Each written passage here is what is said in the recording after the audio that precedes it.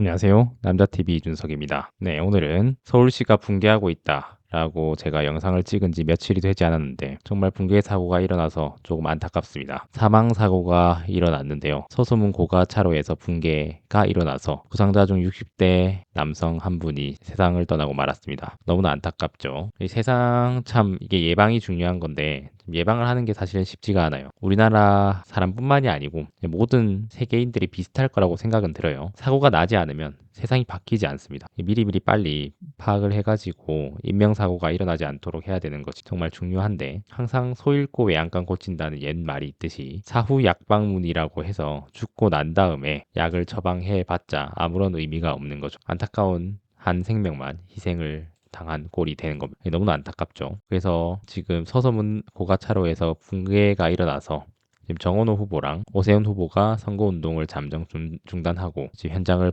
방문했다고 합니다. 이거는 정말 안타까운 사건, 사고고 앞으로 이런 일들이 서울에서 굉장히 많이 일어날 것이라는 것이 예상이 가능합니다. 왜냐하면 저희 우리 몸도 마찬가지죠. 수술을 한번 시작하면 몸이 당연히 약해질 수밖에 없고 그래서 수술이 수술을 부르고 수술이 수술을 부르고 뼈가 한번 부러진 데가 뭔가 계속 약하죠. 발목도 한번 부러지면 부러졌다기보다는 인대가 늘어나면 그쪽이 계속 접질리게 되는 것과 비슷한 건데 이제 서울시가 이제 개발을 이제 엄청나게 많이 하다 보면은 싱크홀도 많이 생길 수밖에 없고 저렇게 고가차로라든지 도로가 점점 노후화되는 것은 어쩔 수 없는 현상이라고 생각이 듭니다. 뭐 어쨌든 이것을 막기 위해서 미리미리 조금 도로 수선이라든지 건물 정비라든지 이런 사업들을 빨리빨리 추진을 해야 된다라는 생각이 듭니다. 어쨌든 이 와중에 이제 오세훈 후보가 철근 누락 사태가 있는 것에 대해서 아직 사고가 난 것도 아니고 라고 하자마자 이제 사고가 나버려가지고 서울 시민들 입장에서는 더 불안감이 증폭될 수밖에 없다라는 생각이 듭니다. 아직 사고가 난 것도 아니고라고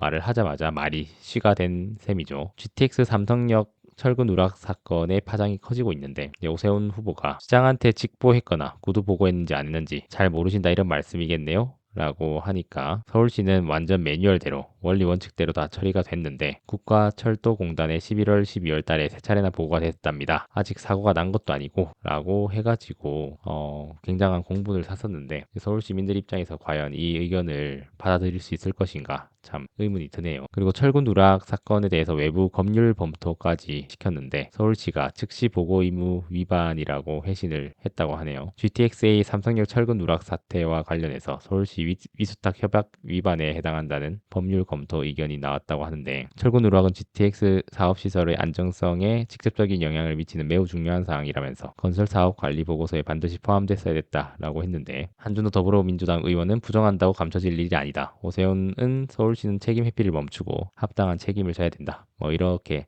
정쟁을 하는 모습이 이게 참 시민들 입장에서는 좋지 않아 보일 수 있는데 결국에는 어떻게 이것을 빨리빨리 처리를 하냐, 수습을 하냐 이런 싸움인 것 같습니다. 일단 시민들 입장에서는 뭐 당연히 서울을 털어두고 있는 분들께서는 제가 저번에 말씀드렸던 그 서울시에서 싱크홀 안전관리 그 등급을 매긴 사이트가 있습니다. 이제 그쪽에 가셔가지고 이제 계속 확인을 하는 게 좋을 것 같아요. 그리고 위험 지역은 되도록이면 거주를 안 하는 게 좋다라는 생각이 들고 있습니다. 뭐 싱크홀도 생기고 또 어떤 때는 갑자기 뭐 분수가 차올라 갑자기 물이 막 치솟아가지고 주변에 있던 사람들이 이제 놀라기도 했는데 이제 이런 것들이 지속적으로 일어날 가능성이 높다는 거죠. 그리고 집안도 약화되고 이제 빗물이 계속 쌓이면서 빗물이 스며들면서 집안을 약화시키는데 거기다가 공사까지 해버리니까 집안도 약해지고 건물도 노후화되고 도로도 노후화돼서 저렇게 무너지는 사건 사고가 발생할 수 있다는 거죠.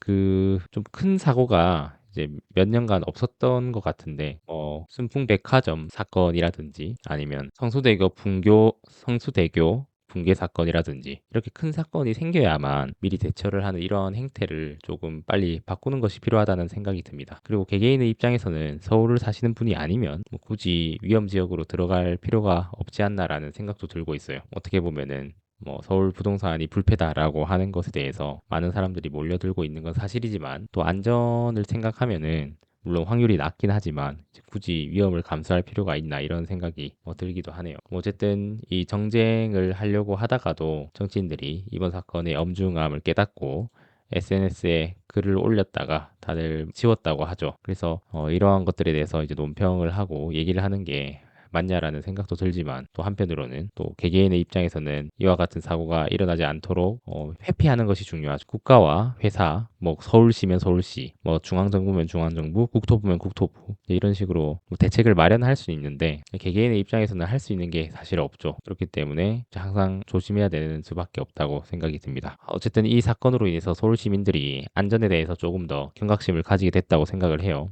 그리고 6.3 지방선거에서 이때까지 서울시장을 했었던 사람들에게 책임을 묻고자 하는 그런 시민들이 아무래도 좀 책임을 묻고자 하는 성향이 생길 것 같아요. 뭐 지금이라도